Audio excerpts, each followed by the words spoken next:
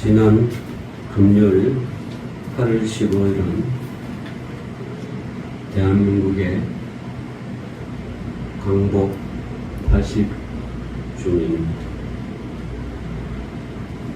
대한민국 땅에는 아직도 일제 청산을 하지 못한 채 계속해서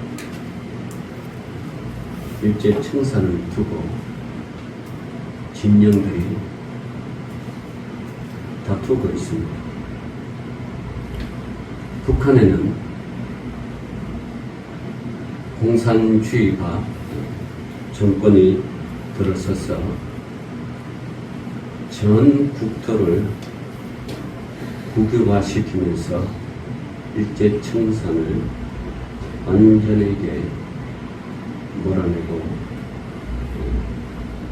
일제에 협력했던 부역자들을 여러 가지 방법으로 힘들게 하는 것이 북한의 공산주의 정권입니다. 남과 북이 일제 청산하는데 이렇게 확연한 차이가 있습니다. 지금 중국 땅에는요, 영화가 상영되는데 그 영화가 난징 대학살입니다. 일본이 제국주의가 중국 내륙에 있는 난징 땅을 침략해서 그들과 일방적으로 싸웠죠. 그 당시 중국 군대는 지금 대만으로 철수한 국민당 정권의 군대였죠. 또 그 가운데 공산주의 북북 내전이 일어나가 참 여러 가지 주민들이 힘든데 거기에 또 일본군이 들어와서 난징 대학살을 했는데 무려 한 30만 명을 죽였습니다. 30만이면 우리나라 소도시 몇 개를 초토화시켰어요. 죽이는 방법은 참 잔인합니다.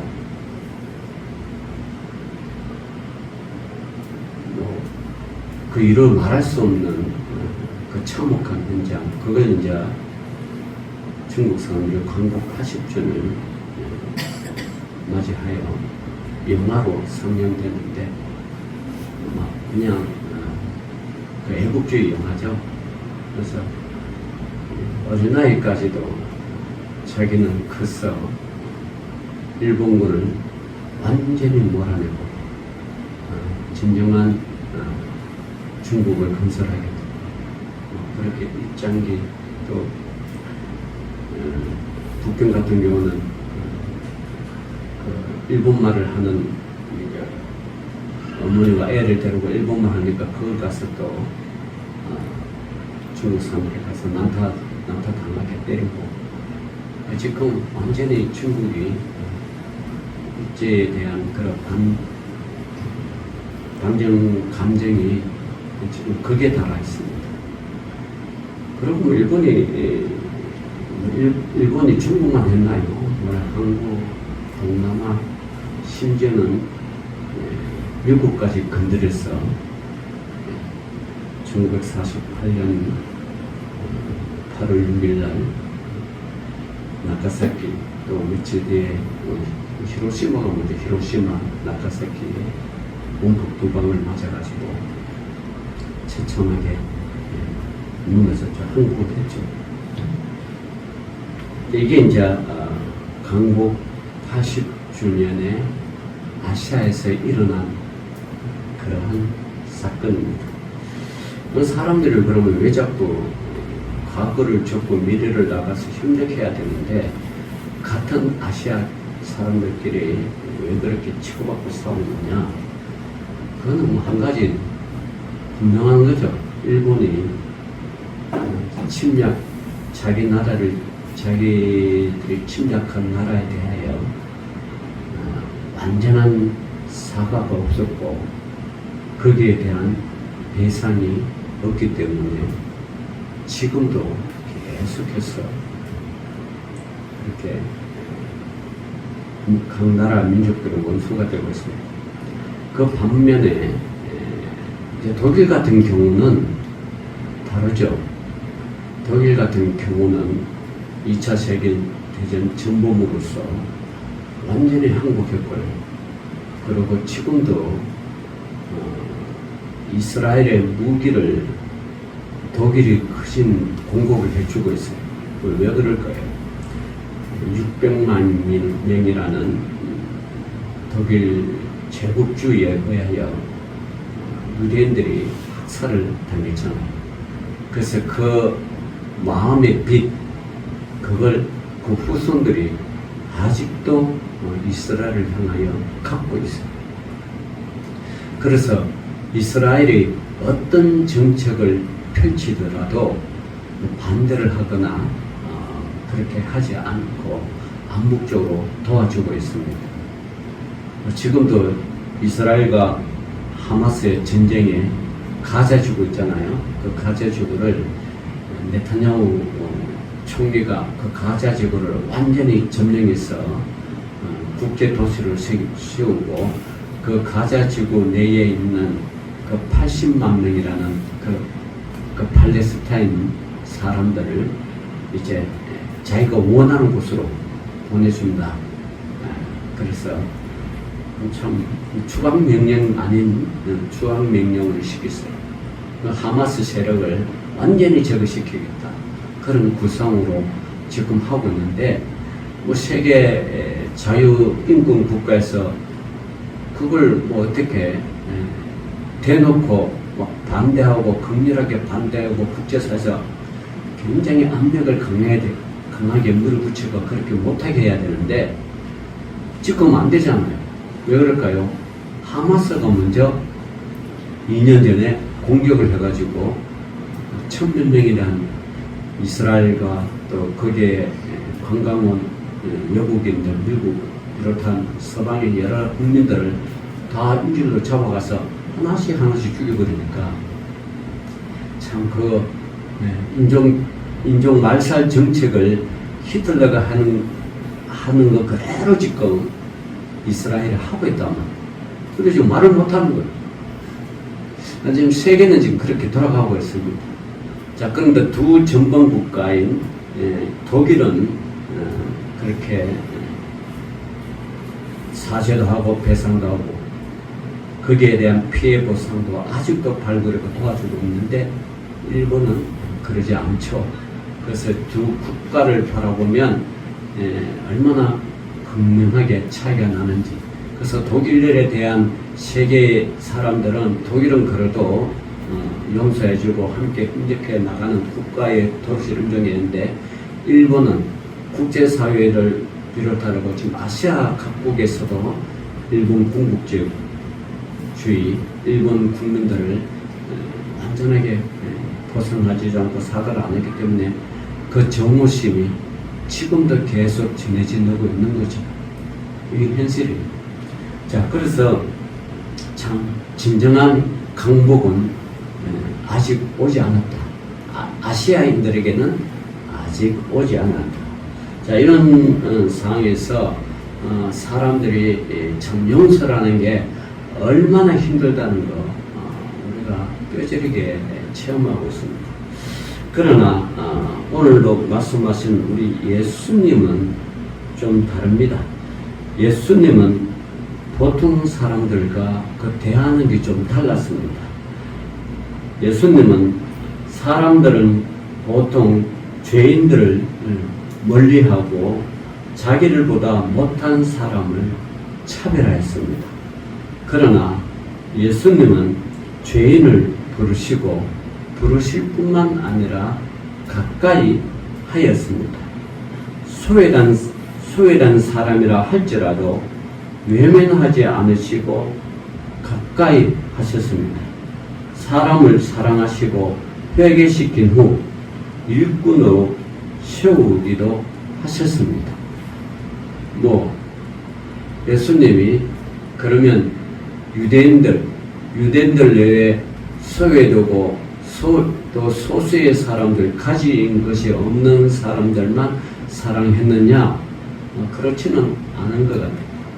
예수님은 그 당시에 이스라엘 나라, 자기들의 나라를 지배한 로마 제국, 그 로마 제국의 군사력인 군대를 지휘하는 로마 장교들, 로마 병사들에게도 그렇게 차별 없이 대우해 주는 걸 볼 수 있을 것 같습니다. 여러분, 그게 이제 덕부장 사건 아닙니까?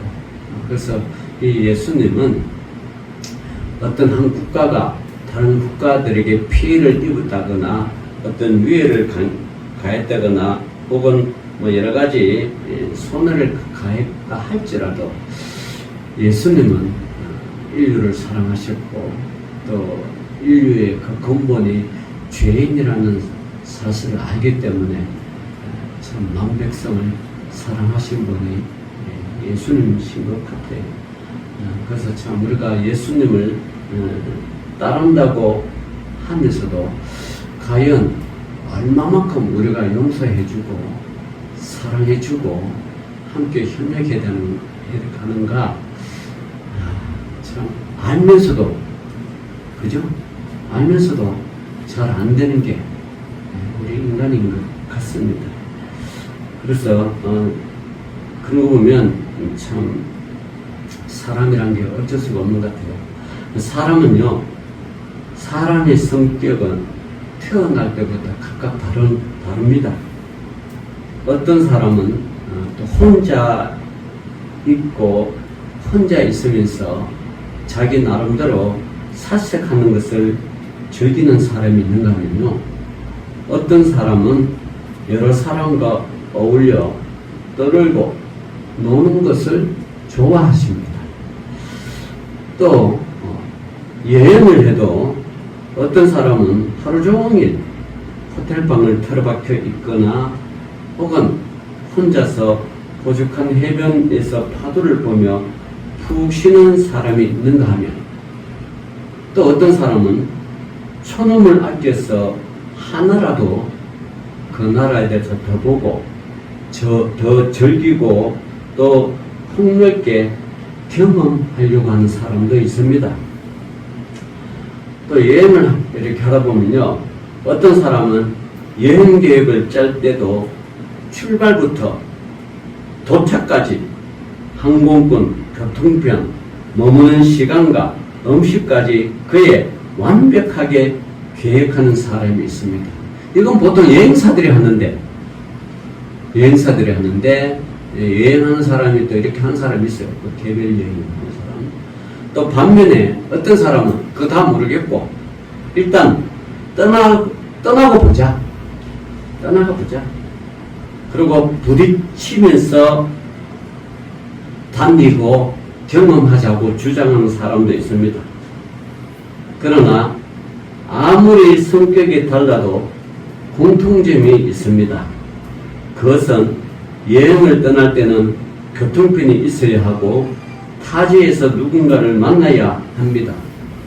호텔에 들어가고 현지인을 만나고 서비스를 받으며 무작정 돌아다니도 현지인에게 반드시 길을 물어야 한다는 사실입니다. 그러니까 이런 거죠. 어디로 가든지 사람을 만나야 한답니다. 우리 예수님도 이 땅에 일하실 때 사람을 만났습니다.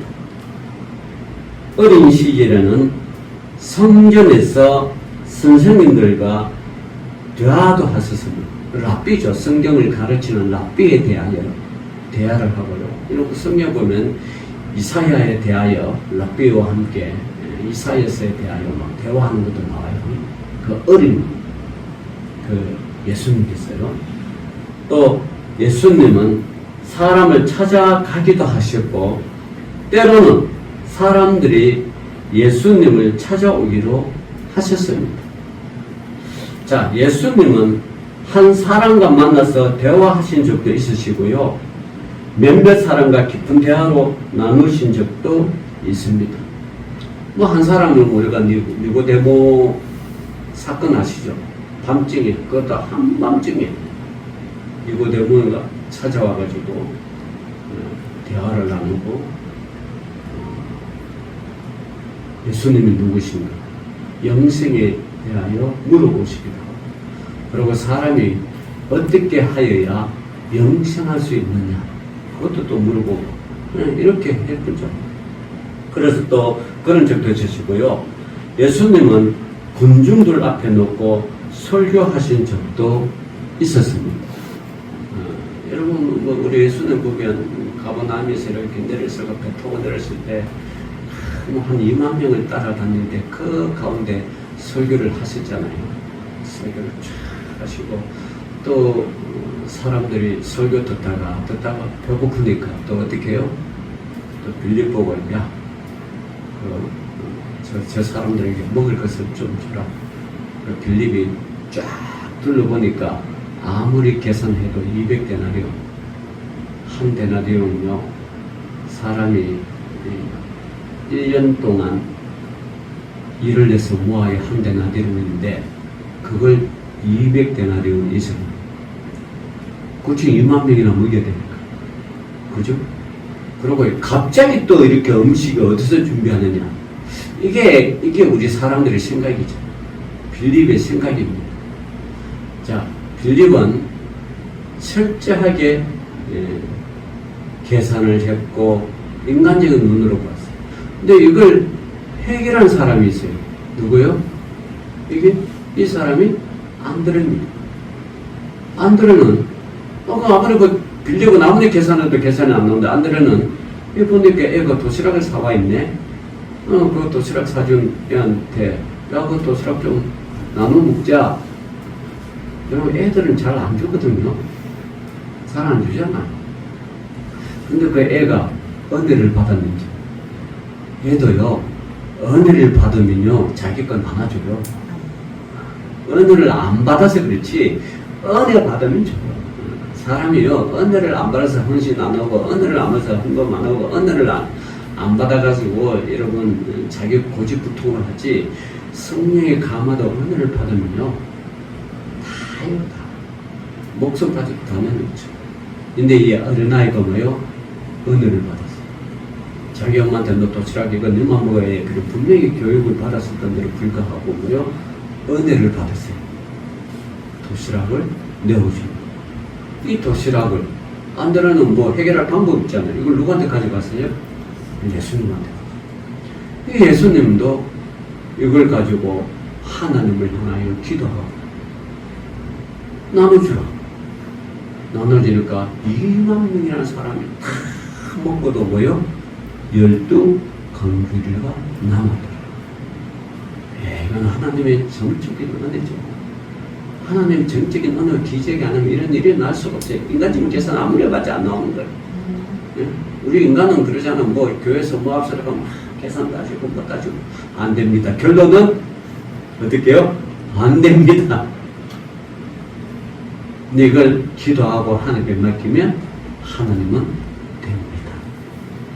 이게 인간과 하나님의 차이죠. 어쨌든 예수님은 많은 사람들 앞에도 설교를 하셨습니다.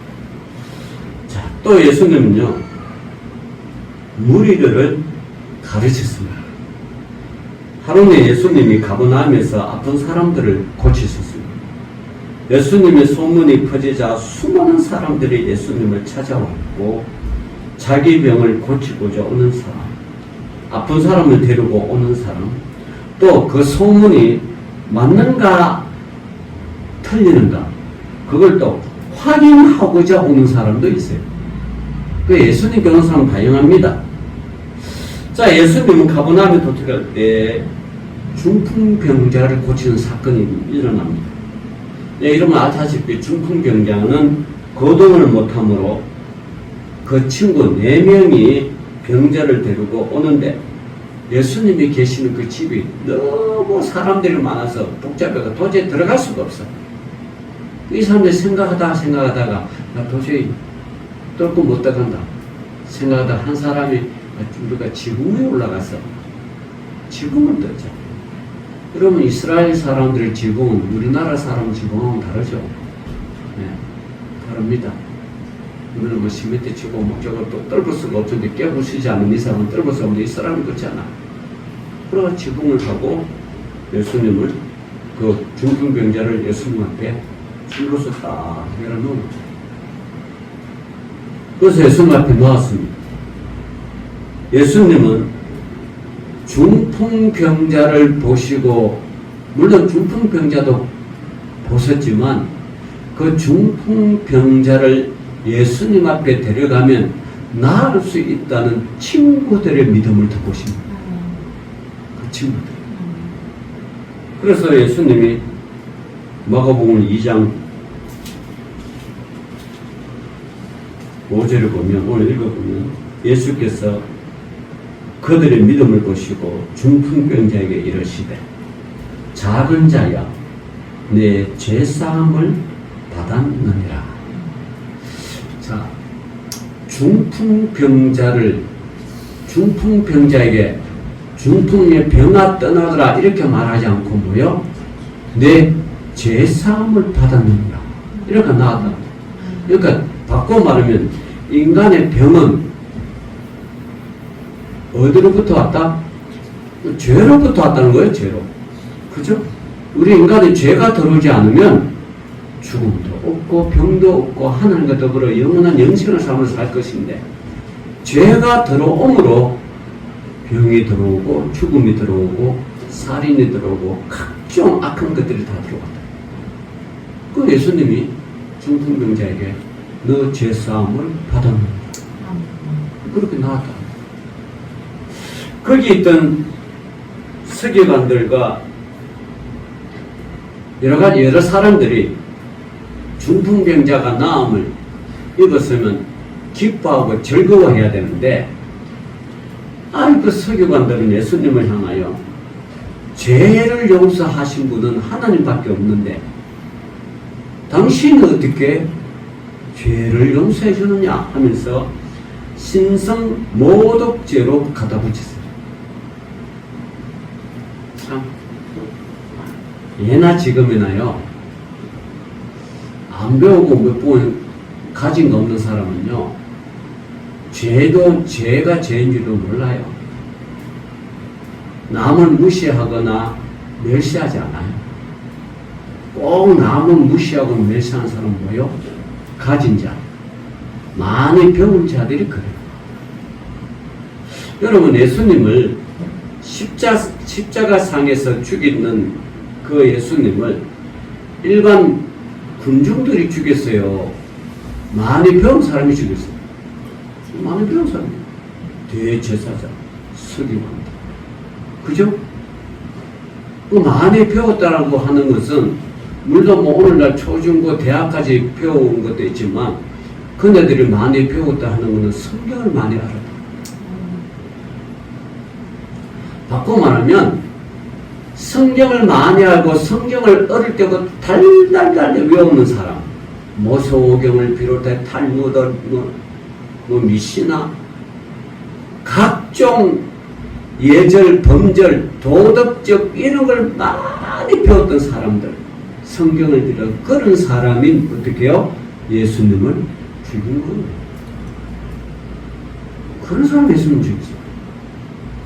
못 배우고 가진 거 없는 사람 예수님 죽인 게 아니고 많이 배우고 권력이 있고 돈을 많이 가진 사람, 재산이 많은 사람, 직분이 높은 사람, 이런 사람이 예수님을 죽였지 군중들로 예수님을 죽이지 않았어요. 그래서 저도 참 그래요. 성경을 많이 안다는 거는 우리가 성경 퀴즈를 하고 성경을 읽고 성경 사경연하고 이런 거는 이렇게 하는 이유는 많이 배우고 겸손해져서 주님을 따르라고 배우는 거지, 성경 지식이 가득하여 이 성경 지식을 가지고 다른 사람을 정죄하고 미워하고 업신여기고 무시하고 멸시하라고 성경 사경하는 게 아니에요. 우리가 성경 사경을 하는 이유를 우리가 잘 알아요. 이유는 뭐요? 많이 알았어. 예수님이 누구신지, 그분이 어떤 분이신지, 또 이단이 어떤 게 이단인지, 옳고 그름을 잘 배워서 주님을 잘 섬기라고 우리가 성경을 하고 성경을 읽고 성경을 듣고 말씀을 듣고 하는 거지, 이걸 갖다가 칼로서 창으로 사람을 찌르고 베고 하는데 사용하는 게 아니라는 것입니다. 여러분 이거 잘 알아요. 중풍병자가 나았으면 기뻐하고 즐거워해야 되지. 어떻게 서기관들이 예수님을 향하여 너 죄사함을 받았다는 그 구절 하나 가지고 이거는 신성모독이다. 신성모독죄를 뒤집으셔서 그때부터 예수님을 죽이려고 모의했던 겁니다. 참 가까운 노리고 답답한 노릇입니다. 그러나 예수님은 오신 목적은 땅에서 죄를 사하는 권세가 있음을 보여주셨고요. 그 권세를 가지시고 중풍병자를 향하여 일어나 내 상을 가지고 집으로 가라라고 마가복음 2장 11절에 분명하게 나타나 있습니다. 그죠? 내가 너에게 이르노니 일어나 내 상을 가지고 집으로 가라. 예수님 병자를 고쳤습니다. 자, 그리고 예수님이 이 땅에 오셔서 친구가 되셨는데, 오늘 읽었던 예수님을 레위를 지금 선택하신 분이시죠. 예수님이 사람들을 가르치시고 그 자리에만 머물지 않으셨습니다. 예수님을 찾는 사람, 예수님을 만나야 할 사람이 매우 많으므로 예수님이 자리를 옮겨 다니셔야 했었습니다. 매우 바쁜 하루입니다. 그렇다고 해서 탈진할 정도로 바쁘게 다니시지 않았습니다. 예수님은 조용한 시간에 한적한 곳으로 가셔서 하나님과 1대1로 만나기도 하셨고 기도도 많이 하셨던 분입니다. 예수님은 하루는 세간 옆에 지나갑니다. 거기에 알페오의 아들 레위가 앉았습니다. 여러분, 세간에 앉았다는 것은 직업이 세리라는 의미입니다. 당시의 세리는 나름의 권력과 돈을 제법 가진 사람입니다. 자, 세리인데 권력과 돈을 가졌습니다. 다시 말하면 로마가 이 당시에 유대를 지배했잖아요. 로마는 그냥 움직이지 않잖아요. 돈이 있어 움직이는 거 아니에요. 그래서 그 돈을 그 세리라는 레위 사람을 똑똑한 데가 뽑아서 너 내 대신 이스라엘 사람에게 세금을 받아가지고 우리 로마에 일부분을 주고 일부분은 너 월급을 가지고 가.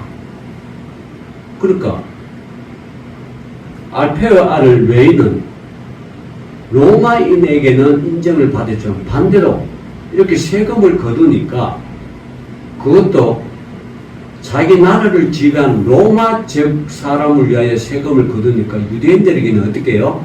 이 외국 노와 같고 원수와 같은 거. 그죠? 한쪽은 좋은데 한쪽은 외국 노고 원수예요. 그래서 사람들이 세리라고 하면 별로 안 좋아했죠. 외국 노고 손가락 껴고 심지어 딸조차 시집장가 안 보내 그쪽에 외국 노니까. 그런데 이 세리는 유대인들에게 뭐라 그럴까 재량권이 많이 있었어요. 돈 많은 사람이라 그러면 돈을 더 많이 가졌을 것이고 세금을 더 많이 받았을 것이고, 돈이 없다 그러면 좀 관여해 줬을 것이고, 그러니까 돈을 많이 받느냐 적게 받느냐 뭐 어떤 법에 딱 정해진 게 아니고 재량권이 있는 거예요. 재량권. 여러분 공무원들도요 다 재량권이 있어요. 대통령에는요 아무리 대법원에서 사형확정을 받아도 사형확정 그 사면권은 누구한테 있어요? 대통령한테 있는 거예요. 재수를 더 사면 이런 거 대통령권이 있는 거예요. 그래서 이번에 광복절을 맞이해요. 여러분 알다시피 조국, 윤미향 이런 사람들 이때는 반대가 많았죠. 그런데 여러분 한번 생각해 보세요. 민주당을 위해서 또 여러 저명 인사를 위해서 사면한가 국민의힘에서 건의한 사람들도 사면해 줬어요. 국민의힘 당에서도 건의한 사람들을 사면해 줬어요. 그런데 국민의힘들은 어떻게 해요? 그렇게 자기에서 건의가 사면해 준 사람은 이름은 싹 빼고 조국과 윤미향에서는 안 된다 그러고 이건 좀 그러죠. 이게 좀 그래. 정치적인 제스처예요. 그러니까 민주당 땅은 나쁘고 국민당 좋다, 또 국민당은 좋고 민주당은 나쁘다, 이런 게 아니고 다 정치적인 정치적 삼위권이 있어. 대통령 설명했어요. 그럼 누가 말할 거예요? 세리도 그런 권한이 있는 거예요. 돈을 많이 받을 수 있는 권한, 적게 받을 수 있는 권한. 그러니까 세리에게는 돈도 있고 명예도 있고 뭐요? 이게 뭐야? 직분대서가 감히 말을 못해. 그런데 이스라엘 사람에게는 매국노가 같대. 근데 하루는 예수님이 세리 앞에 지나가. 그 세리가 누구냐 그러면 알페아 아들 레위야. 이분이 훗날 마태 아니에요, 마태. 자, 그래서 당시의 세리는 나름의 권력과 돈을 제법 가진 사람입니다. 로마인들을 위한 심부름꾼으로 권력을 가진 게 당연합니다. 세금을 거두는 사람이므로 부정부패를 저지르기만 하면 얼마든지 축제를 할 수 있는 그런 직업입니다. 그런데 사람들로부터 존중을 받지 못하는 게 당연한 직업입니다. 그래서 이 알페의 아들 레위, 이 마태는 이 세리 일을 하면서 늘 마음속에 갈등이 있었습니다. 내가 이 일을 위해서 하나의 일인가? 내가 로마에 협조하는 게 과연 좋은 일인가? 왜냐 그러면요, 이 당시에도 로마의 제국으로부터 독립하기 위하여 독립투사들이 있었다는 거죠. 그죠? 독립운동 사람들이 있었어요. 그래서 그 독립운동하는 사람들에서 로마 제국이 그런 사람들 잡아다가 처형시키는 것이 그게 십자가입니다. 처형한 사람들과 십자가 처형은 이런 잡범들을 위해서 하는 게 아니에요.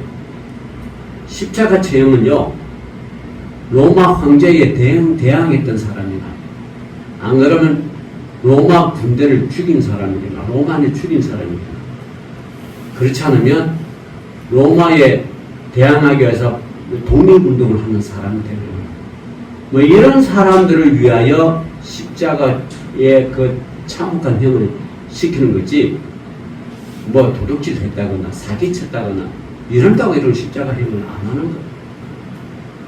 자, 이 당시 예수님 당시에 로마를 위해서 독립했던 운동을 독립운동가들이 있었어요. 근데 이 알페의 아들 레위는 뭐요? 독립운동하기는 고사하고 국민들의 세금을 돈을 걷어서 바치니까 참 유대인들 입장에 볼 때는 매국노죠. 그러니까 늘 갈등이 있었을 것 같아요. 그런데 하루는 예수님이 와서, 야, 알페의 아들 레위야, 너 나를 따르라.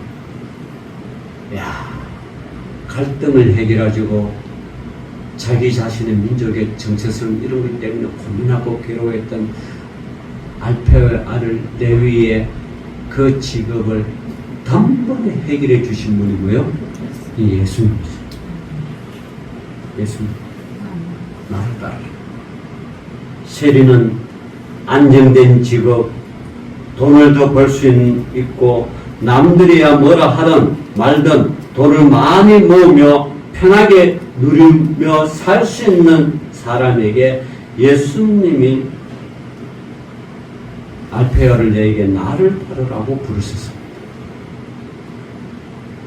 그런데 레위는요, 할까 말까, 누구한테 좀 물어보고 집에 가서 지금 가족 회의하고 이렇게 하고 오면 안 되겠습니까? 라고 말했어요, 안 했어요? 자, 했어요, 안 했어요? 안 했어요. 이게 예수님 따르는 사람의 특징들이에요. 지금도 저 하나님 일을 하자 그러면 감동대로 해야 되지. 잠시만요. 이거 좀 가족 회의 해보고 좀 해보고 하겠습니다. 이러면요, 절대 예수님 못 따라가. 힘들어요. 괴로워요. 레위처럼요, 그냥 가는 거예요. 여러분, 갈등해가지고 진리에서 떠난 사람 한두 명이 아니잖아. 그죠? 최종적으로 예수님이 12 제자로 선택을 받은 가룟 유다조차도 갈등하고 분민해가지고 예수님을 따른 사람. 여러분, 예수님을 따르고 우리가 하나님 일을 하는데 제발 갈등하지 마세요. 고민하지 마세요. 가족 회의한다? 다 정해놓고 미래 선포하세요. 요즘 애들은 부모한테 부모하기 없나? 이건 하면 좋을까요? 안 올까요? 말 안 하잖아요. 뭐요? 나 한다. 나 이 사람하고 결혼한다. 나 이거 할 거다. 그죠? 선포하는 거죠. 저는 애를 둘 키우면서도 지금도 선포당하고 있어요. 나 이거 할래? 어쩌라고, 이거 지금 어쩌라고. 안 된다, 못 한다. 참, 말도 못하고 진짜 속으로 끙끙 앓고 있죠. 근데 하기도 안 되면 어떡해. 참, 그런 거예요. 레위는요, 그렇게 갈등하고 괴로워했던 그 레위에게 예수님이 찾아와서 너 나를 따르라. 그러니까 레위가 일어나 예수님을 따랐고요. 레위는요, 직업과 안정된 미래를 완전히 포기해버렸어요. 예수님이 레위를 선택하셨는데 레위는 예수님의 부름에 응답하셨고요. 자신의 인생을 완전히 바꾸고 자신과 가족의 안위보다 하나님의 뜻을 따르는데 삶을 정했다는 사실. 예수님은요, 그렇게 레위와 친구가 됐던, 그럼 레위뿐만 아니라 많은 사람들의 친구가 되죠. 심지어는 예수님이 이렇게 말씀하시죠. 건강한 사람에게는 의사가 필요하지만 의사가 필요 없지만 병든 사람에게는 의사가 필요하다. 나는 의인을 부르러 온 것이 아니라 죄인을 부르러 왔다. 이게 예수님의 오신 목적이고 사역이고. 그래서 예수님은요, 많은 죄인들과 함께 거하시는 친구가 되시고 많은 병을 고쳐주시고 또 자신에게 하나님이 자신에게 주어진 십자가의 사명 거부하지 않고 외면하지 않고 돌아서지 않고 묵묵히 주어진 십자가의 사명 고통 가운데 감당하셨다는 거죠. 그래서 참 그런 예수님 우리가 따르는 거 아니겠어요? 여러분의 삶도 예수님의 삶처럼 주님의 부르심을 따르고 응답하고 어떤 일을 시키든지 순종하며 아멘하며 따라가는, 할렐루야 하고 따라가는 저와 여러분 되시기를 주의 이름으로 축원합니다. 기도합니다. 하나님 감사합니다. 오늘도 많은